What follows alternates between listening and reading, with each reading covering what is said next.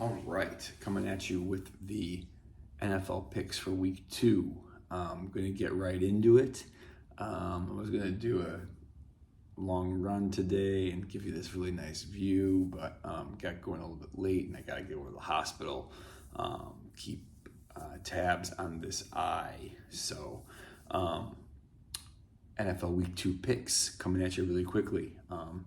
Going to go back to the well here on Jacksonville getting 3.5 points. I'll take that. No Michael Pittman. I don't like any of Indy's other receivers. I think they'll have to be really, really focused on Jonathan Taylor, and I think Jacksonville gets it. I think they might even squeak out the win, but I like them to keep it close, and I like getting that hook there with the half. So I think they keep it within a field goal or even sneak out the win. I also like Detroit to cover the 1.5 at home. They got a good offense, man, and Jared Goff plays really well at home, playing against Washington. I know the game wasn't as close as the 3-point margin, but I think that they get it done against this AFC East team and the Commanders.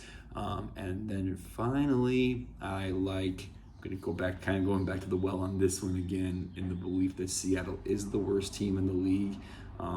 I think that they don't get over 10 points today. I think that San Francisco kind of just routes them, controls the ball, and gets a 2-touchdown victory, something around like 24-10, maybe even like a 21-6, something like that. So you probably can get the under in that one too. I think there's no such thing as an over-under that's under 31. So those are my 3 games. I'm 3-2 so far on the year. So just to recap on those: Detroit to cover 1.5, Jacksonville with getting the 3.5 points, and then San Francisco to cover the 8.5. And on to some daily fantasy. I'm going to stick with Detroit here on a stack. I think as long as Swift plays, which seems like he will, I think you could do a pretty reasonable stack of Goff, Swift, and Hawkinson, or Goff, Hawkinson, Shark, or a Goff, Swift, Amon St. Brown. However you want to put that together. They get Swift involved in that pass game a lot. I think he might, catch a screen and take it to the house. So I think that's a nice little DFS stack for you in the big slate games. We can also look at, go back to this guy again, Kyle Pitts. He's gonna have a breakout game. They gotta get him involved. He's too damn talented, just to get a couple, 2-3 catches. I think he might get double-digit targets today, and he's going to get in the end zone. I know I made a prediction he was going to get 2 touchdowns last week, but I do think he gets in the end zone today against the Rams. I don't think Atlanta wins the game by any means, but I think Kyle Pitts has a big one. Also sticking with just a guy who's going to get a lot of volume today, I think you could stick with Mixon against the Cowboys. I think they're going to get out to a nice little lead, and I think that Mixon will get the ball a lot on the ground today.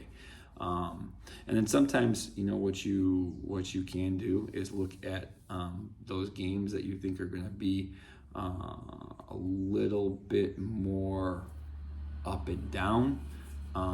And one of the games that I thought was a good one in that regard was, or actually kind of a sneaky game here. I know it's going to sound a little crazy. Was the Miami and the New England game? What? Those offenses? I said, oh man, I think that Miami is going to move the ball, maybe force the Patriots to throw a little bit. Maybe that game gets a little bit higher scoring than people think. So you could probably get a lot of guys at some low numbers there. And some low salaries. So you could look at that as kind of a very, very sneaky play, going very contrarian to the rest of the people out there. So, and yeah, San Francisco as a defense, even though you're going to pay a premium for them, you never know, man. If there's ever a game, you got a really good team coming off a unexpected loss to my Bears, playing against a team off of a Monday night, very emotional win. San Francisco might be a good place to look for your defense, even though you'll pay a premium for them. All right, guys, have a nice Sunday.